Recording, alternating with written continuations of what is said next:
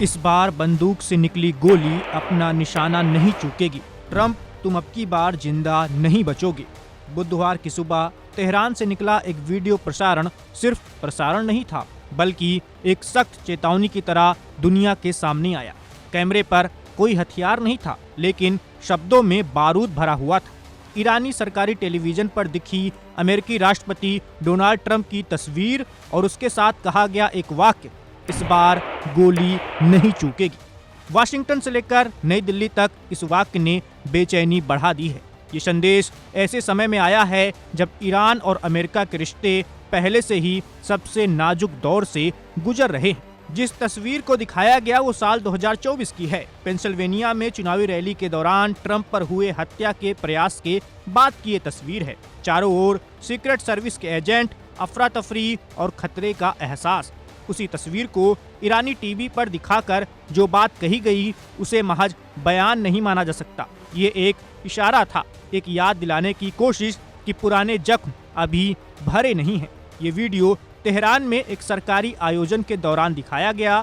हालिया प्रदर्शनों में मारे गए सुरक्षा कर्मियों और सरकार समर्थकों के अंतिम संस्कार में हजारों लोग मौजूद थे। माहौल में गुस्सा था, नारे थे, बैनर थे और अमेरिका के खिलाफ खुला आक्रोश था। ये वही मंच था जहां भावनाएं सबसे ज्यादा उबाल पर थीं और संदेश सबसे तीखा हो सकता था।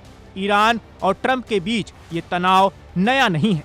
साल 2020 में अमेरिकी ड्रोन हमले में ईरान के सबसे ताकतवर सैन्य कमांडर कासिम सुलेमानी की मौत के बाद ईरान ने ट्रंप को अपना दुश्मन घोषित कर दिया था। उस दिन के बाद से ही ईरान की सत्ता, IRGC और सरकारी मीडिया लगातार बदले की बात करते रहते हैं और कई बार सीधे नाम लेकर, कई बार इशारों में ट्रंप इन बयानों का केंद्र रहे हैं। ये नया प्रसारण उसी कड़ी का सबसे उकसाने वाला हिस्सा माना जा रहा है।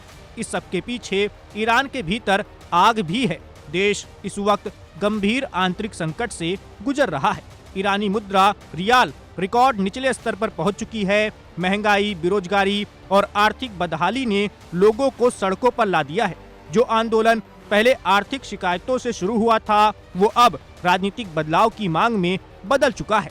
सरकार ने इन प्रदर्शनों पर सख्ती से कार्रवाई की है। मानवाधिकार संगठनों का दावा है कि बीते हफ्तों में हजारों लोग मारे गए हैं और बड़ी संख्या में गिरफ्तारियां भी हुई हैं।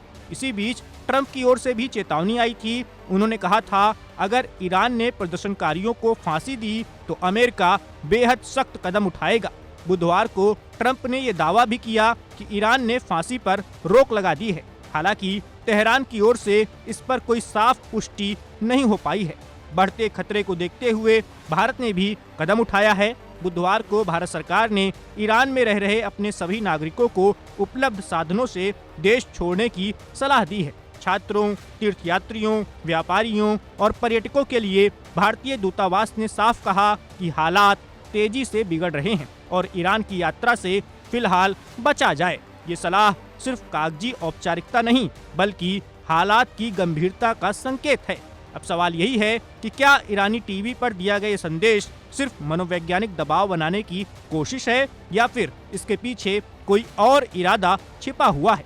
क्या खामनेई की सत्ता ट्रंप को निशाना बनाकर अमेरिका को डराने की रणनीति अपना रही है या फिर ये आंतरिक असंतोष से ध्यान हटाने का तरीका मात्र है?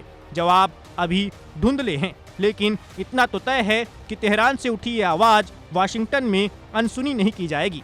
दुनिया एक बार फिर उस मोड़ पर खड़ी है जहां एक बयान भी हालात को खतरनाक दिशा में धकेल सकते हैं।